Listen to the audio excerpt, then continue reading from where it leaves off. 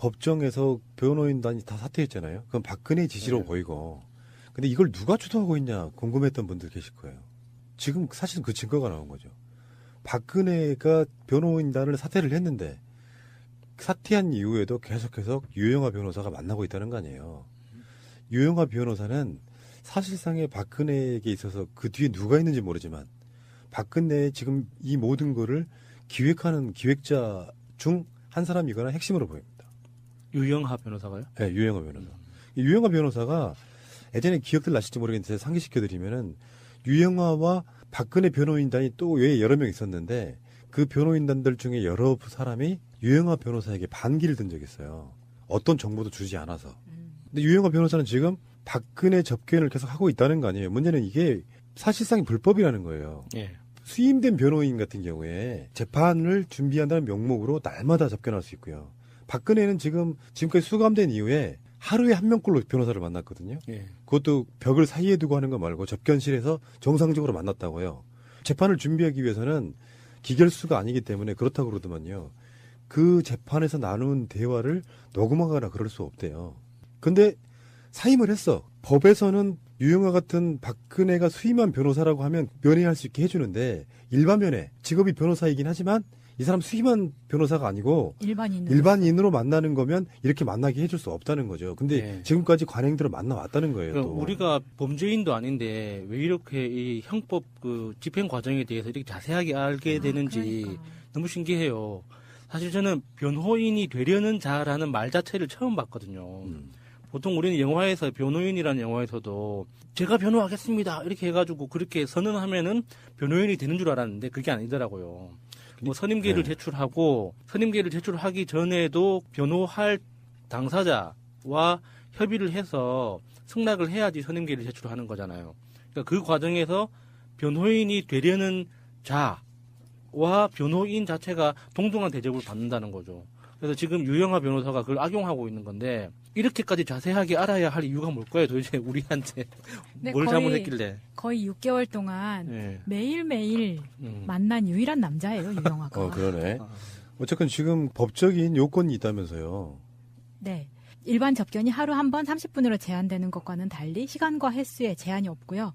이론상으로는 구치소 근무 시간이 시작되는 오전 9시부터 끝나는 오후 6시까지 하루 종일 접견도 할 수 있다고 합니다. 이 방식을 쓴 게 조윤선의 남편이죠. 예, 귤과줍에서. 예. 예. 박지만 부인 있죠. 그 사람도 변호사죠. 예. 그때 우리가 서양인 변호사 그 사람이 박근혜가 이제 검찰에 출석해서 구속되고 그럴 때 왜 검찰을 마지막 가는 날 박지만이 그 집에 찾아가요.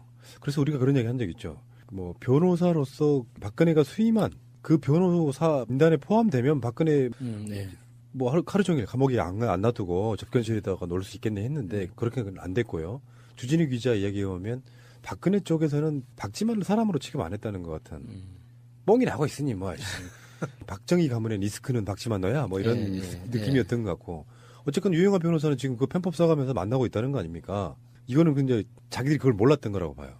사임하면 재판에만 안 나가면 되지 말. 근데 이것도 꼼꼼한 디테일이 법의 디테일이 있었던 거를 몰랐던 거라고 봐요. 그러니까 사실상 이게 여론화가 되면은 30분밖에 못 만나는 거예요. 박근혜 이제 미치는 거지.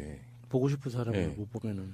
그러니까 이게 유영하가 예를 들어서 재판을 거부하십시오. 변호사 사임시키십시오를 주도하고 있는지 아니면은 뭐 한때 박근혜 총애를 받았다는 정윤회가 주도하는지 또 누구가 하는지는 잘 모르죠 사실은. 근데 박근혜와게 유일하게 뭔가 이야기를 할 수 있고 전적으로 수용해 주는 것 같은 사람은 유영하 변호사니까 이 사람이 예전에 박근혜 그 변호인 되기 전에도요 그 SNS에서 말 함부로 하기로 유명했던 바로 일배형 변호사거든요. 근데 그 당시에도 이 사람이 변호사로 그러니까 대표 변호사로 선임될 때 의혹들이 되게 많았죠. 무슨 법원장 출신이나 검찰 출신이나 해서 좀 유명했던 사람들이 수임하지 않고 왜 일배 같은 변호사가 수임하지? 했던데 그 여러 가지 의혹이 있었어요. 보통 그 정도 전직 대통령으로서의 거물급 인사가 유영하 같은 길거리 널려있는 변호사 특히 막 일배 성향의 변호사를 수임한다는 것 자체가 뭔가 좀 격이 안 맞아요. 정관 내용으로는 찬성하진 않지만 그 반대로 뒤집어서 말하면 변호사들의 네임밸류랄까요? 이런 것들이 주는 효과는 분명히 사회적으로는 있는 거거든요. 중량감이라는 게 있죠. 중량감. 업계에서의 중량감이라는 게 있으니까. 당신 몸처럼. 예. 중량감. 아무튼 웃기는 자들이에요. 자기들은 뭐 특혜를 누리면서도 뭐 인권 뭐 이야기하고 사임했으면 그냥 사임해. 하루에 30분만 가고 하루 종일 앉아가지고 뭐 하는 짓이야 그게. 아니 뭐 그렇게 이런 법이 허용하는 그 허점이 있으니까 그거를 뭐 활용할 수는 있다고 보는데 이 사람들의 진짜 전략이 뭔지 저는 그게 궁금한 거죠. 이게 유영아 같은 사람이 지금 전체 전략을 짜고 있을 거라고 보진 않아요. 일설에는 뭐 김기춘이 그 전체 판을 뭐 봐주고 있다 해서 변호사를 갇혀있는데? 통해서 변호사를 통해서 봐주고 있다는 썰도 있고 뭐 정윤회가 뭐 다시 뭐 등장했다 뭐 그런 썰도 있고 뭐 안봉근 이재만 이런 사람들이 밖에서 이렇게 뭐 팀을 꾸려서 하고 있다는 썰도 있고 썰은 많죠. MH 그룹도 있잖아요. 밖에서 예, MBGH 네. 그룹. 예. 밖에서 재판 키워가지고 예. 인권 문제로 대두시켜서 예. 빼낸다. 그 여러 썰은 많지만은 어떻게 봐도 유영아 같은 사람이 그 전략의 핵심 전략 통으로서 전체 판을 짜고 있는 것처럼 보이지는 않거든요. 저는 그렇게 안 봐요. 그러니까 박근혜 성향이나 특성 때문에 그래요. 박근혜라고 하는 뭐 전직 대통령을 지낸 사람이니 우리가 모르는 인맥풀이 얼마나 있는지 모르겠지만 보통의 대통령들 같으면 그런 얘기가 맞는데 박근혜 성향 자체가 우리가 앞에 말했던 강아지들 특성하고 좀 비슷해요. 주인만 좋아하고 나머지 배척하는 스타일로 보면 자기 측근에 드는 사람의 말을 가장 이렇게 신뢰할 가능성이 높다고 보고 김기춘이 감옥에 있으면서 쓰리쿠션으로 자기 변호사한테 말하고 그 변호사가 유영한테 말하고 이런 식으로는 가지 않을 것 같다는 생각을 해보거든요.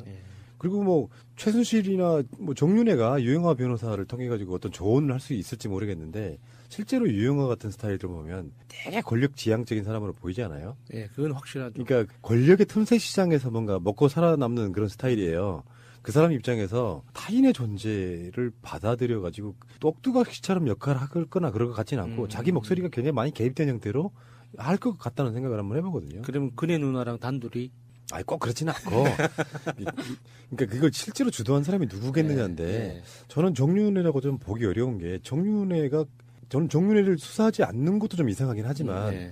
뭐 검찰이라고 하는 거는 불법성이 드러나야 하는 거라서 지금 치워둔 적폐가 많다 보니 예전에 뭐 정윤회 게이트를 다시 끄집어내기는 좀 시간이 걸릴 거예요. 근데 거기에다가 빌미를 주려고 비선으로 유영아를 만나서 뭔가를 사바사바 한다는 것도 저는 굉장히 리스크가 큰 일이라고 보거든요. 네. 그러니까 유영아가 주도하는 게 아닐까. 박근혜도 아주 바보는 아니니까. 박근혜 판단에 조력자, 조언자 역할을 하는 사람은 직접 만나는 사람일 수밖에 없다고 생각합니다. 유영아를 왜 선임했는지도 중요하다고 보는 거죠. 물론 유영아는 누구한테 조언을 받았을 거예요. 유영아 변호사로 해라. 예. 뭐 그런 것이 김기춘일 수는 있어도 제가 봤을 때는 유영아 말이 사실상 이제 박근혜를 이렇게 리드해가는 또 하나의 감옥 비선 실세 유영아가 탄생한 게 아닌가 이런 생각해 보는 거예요. 최순실을 대용하는. 어쩌면은 유영아 변호사가 박근혜 주변에 있는 사람들 중에 가장 정확하게 박근혜의 언어를 이해하는 사람일 수도 있죠. 그 부분에 우리가 그렇게 얘기했었어요. 같은 변호인단인데 박근혜에 관련된 아주 깊숙한 정보는 다른 변호인들이 모르겠단 말이에요. 유영아가 박근혜 치부를 가장 많이 알고 있는 사람일 수도 있죠. 그렇게 되면 치부를 같이 공유하면 실제로 공범 관계가 성립이 돼요. 그 일본식의 접대 문화. 접대하는 사람과 접대하지 않는 자들이 요정 같은 데 모여서 발가벗고 논다는 거 아니에요. 아, 내부자들에다가 그런 개념인 거죠. 예. 그런 개념인 거죠. 자기들끼리만 소유하는. 자꾸 나쁜 상상을 하게 하네요. 하지 마세요. 그만하시죠. 잠시 후에 다시 오겠습니다.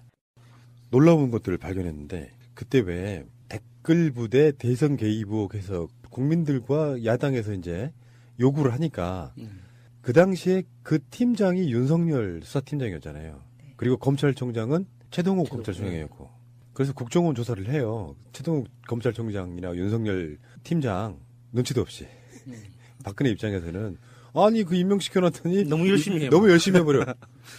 그때 국정원이 그 수사에 대비해가지고요. 아무튼 웃기는 자들이에요.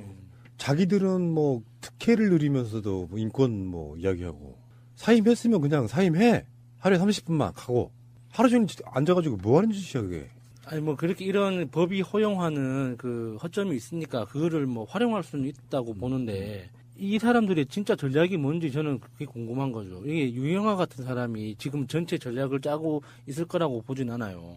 일설에는 뭐 김기춘이 그 전체 판을 뭐 봐주고 있다 해서 변호사를 통해서 봐주고 있다는 썰도 있고 뭐 정윤회가 뭐 다시 뭐 등장했다 뭐 그런 썰도 있고 뭐 안봉근 이재만 이런 사람들이 밖에서 이렇게 뭐 팀을 꾸려서 하고 있다는 썰도 있고 썰은 많죠. MH 그룹도 있잖아요. 밖에서 MBGH 네. 그룹. 예. 밖에서 재판 키워가지고 예. 인권 문제로 대두시켜서 예. 빼낸다.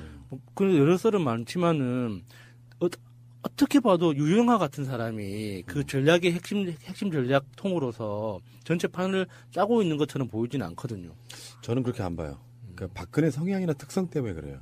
박근혜라고 하는 뭐 전직 대통령을 지낸 사람이니 우리가 모르는 인맥풀이 얼마나 있는지 모르겠지만 보통의 대통령들 같으면 그런 얘기가 맞는데 박근혜 성향 자체가 우리가 앞에 말했던 강아지들 특성하고 좀 비슷해요. 주인만 좋아하고 나머지 배척하는 스타일로 보면 자기 측근에 드는 사람의 말을 가장 신뢰할 가능성이 높다고 보고 김기춘이 감옥에 있으면서 쓰리쿠션으로 자기 변호사한테 말하고 그 변호사가 유영한테 말하고 이런 식으로는 가지 않을 것 같다는 생각을 해보거든요.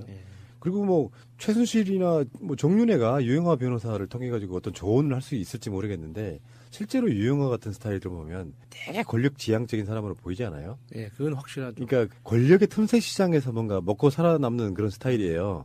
그 사람 입장에서 타인의 존재를 받아들여 가지고 똑두각시처럼 역할을 하거나 그럴 것 같지는 않고 자기 목소리가 굉장히 많이 개입된 형태로 할 것 같다는 생각을 한번 해보거든요. 그러면 그네 누나랑 단둘이 아니 꼭 그렇지는 않고 그러니까 그걸 실제로 주도한 사람이 누구겠느냐인데 저는 정윤회라고 좀 보기 어려운 게 저는 정윤회를 수사하지 않는 것도 좀 이상하긴 하지만 뭐 검찰이라고 하는 거는 불법성이 드러나야 하는 거라서 지금 치워둔 적폐가 많다 보니 예전에 뭐 정윤회 게이트를 다시 끄집어내기는 좀 시간이 걸릴 거예요. 근데 거기에다가 빌미를 주려고 비선으로 유영하를 만나서 뭔가를 사바사바 한다는 것도 저는 굉장히 리스크가 큰 일이라고 보거든요. 그러니까 유영하가 주도하는 게 아닐까. 박근혜도 아주 바보는 아니니까. 박근혜 판단에 조력자, 조언자 역할을 하는 사람은 직접 만나는 사람일 수밖에 없다고 생각합니다. 유영하를 왜 선임했는지도 중요하다고 보는 거죠. 물론 유영하는 누구한테 조언을 받았을 거예요. 유영하 변호사로 해라. 뭐 그런 것이 김기춘일 수는 있어도 제가 봤을 때는 유영하 말이 사실상 이제 박근혜를 이렇게 리드해가는 또 하나의 감옥 비선 실세 유영하가 탄생한 게 아닌가 이런 생각해 보는 거예요. 최순실을 대용하는. 어쩌면은 유영하 변호사가 박근혜 주변에 있는 사람들 중에 가장 정확하게 박근혜의 언어를 이해하는 사람일 수도 있죠. 그 부분에 우리가 그렇게 얘기했었어요. 같은 변호인단인데 박근혜 관련된 아주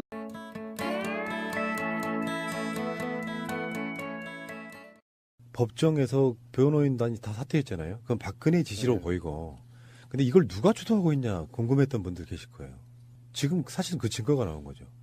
박근혜가 변호인단을 사퇴를 했는데 사퇴한 이후에도 계속해서 유영하 변호사가 만나고 있다는 거 아니에요. 유영하 변호사는 사실상의 박근혜에게 있어서 그 뒤에 누가 있는지 모르지만 박근혜의 지금 이 모든 거를 기획하는 기획자 중 한 사람이거나 핵심으로 보입니다. 유영하 변호사가요? 네, 유영하 변호사.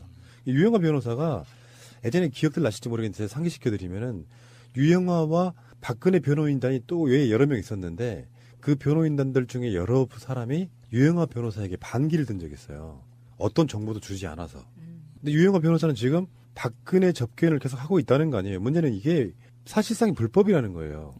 수임된 변호인 같은 경우에 재판을 준비한다는 명목으로 날마다 접견할 수 있고요. 박근혜는 지금까지 수감된 이후에 하루에 한 명꼴로 변호사를 만났거든요. 그것도 벽을 사이에 두고 하는 거 말고 접견실에서 정상적으로 만났다고요. 재판을 준비하기 위해서는 기결수가 아니기 때문에 그렇다고 그러더만요. 그 재판에서 나눈 대화를 녹음하거나 그럴 수 없대요.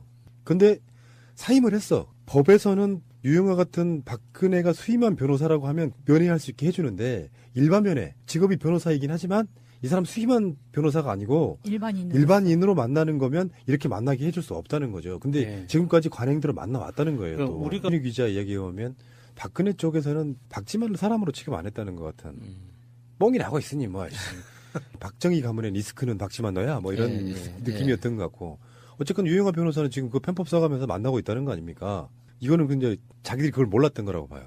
사임하면 재판에만 안 나가면 되지 말. 근데 이것도 꼼꼼한 디테일이 법에 디테일이 있었던 거를 몰랐던 거라고 봐요. 그러니까 사실상 이게 여론화가 되면은 30분밖에 못 만나는 거예요. 박근혜 이제 미치는 거지.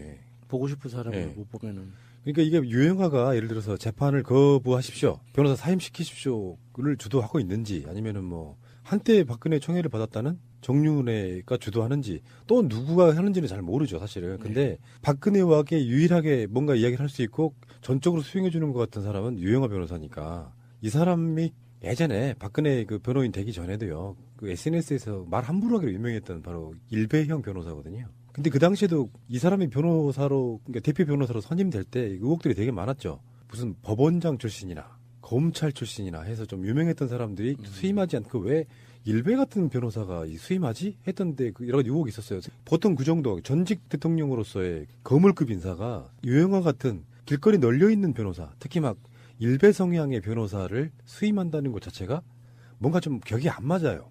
정관 내용으로는 찬성하지는 않지만 그 반대로 뒤집어서 말하면 변호사들의 네임밸류랄까요? 이런 것들이 주는 효과는 분명히 사회적으로는 있는 거거든요. 중량감이라는 게 있죠. 중량감. 업계에서의 중량감이라는 게 있으니까. 당신 몸처럼. 예. 중량감. 범죄인도 아닌데 왜 이렇게 이 형법 그 집행 과정에 대해서 이렇게 자세하게 알게 되는지 그러니까. 너무 신기해요. 사실 저는 변호인이 되려는 자라는 말 자체를 처음 봤거든요. 보통 우리는 영화에서 변호인이라는 영화에서도 제가 변호하겠습니다 이렇게 해가지고 그렇게 선언하면은 변호인이 되는 줄 알았는데 그게 아니더라고요. 뭐 선임계를 네. 제출하고 선임계를 제출하기 전에도 변호할 당사자와 협의를 해서 승낙을 해야지 선임계를 제출하는 거잖아요. 그러니까 그 과정에서 변호인이 되려는 자와 변호인 자체가 동등한 대접을 받는다는 거죠. 그래서 지금 유영하 변호사가 그걸 악용하고 있는 건데 이렇게까지 자세하게 알아야 할 이유가 뭘까요? 도대체 우리한테 근데 뭘 거의- 잘못했길래? 거의 6개월 동안 예. 매일매일 음. 만난 유일한 남자예요, 유영하가. 그러네. 아. 어쨌건 지금 법적인 요건이 있다면서요. 네. 일반 접견이 하루 한 번 30분으로 제한되는 것과는 달리 시간과 횟수에 제한이 없고요. 이론상으로는 구치소 근무 시간이 시작되는 오전 9시부터 끝나는 오후 6시까지 하루 종일 접견도 할 수 있다고 합니다. 이 방식을 쓴 게 조인성. 조윤선의 남편이죠. 예. 귤과줍에서. 예. 예. 박지만 부인 있죠. 그 사람도 변호사죠. 예. 그때 서양인. 우리가 서양인 변호사. 그 사람이 박근혜가 이제 검찰에 출석해서 구속되고 그럴 때 왜 검찰로 마지막 가는 날 박지만이 그 집에 찾아가요. 그래서 우리가 그런 얘기 한 적 있죠. 뭐 변호사로서 박근혜가 수임한 그 변호사 민단에 포함되면 박근혜 네. 뭐 하루 종일 감옥에 안 놔두고 접견실에다가 놓을 수 있겠네 했는데 그렇게는 안 됐고요.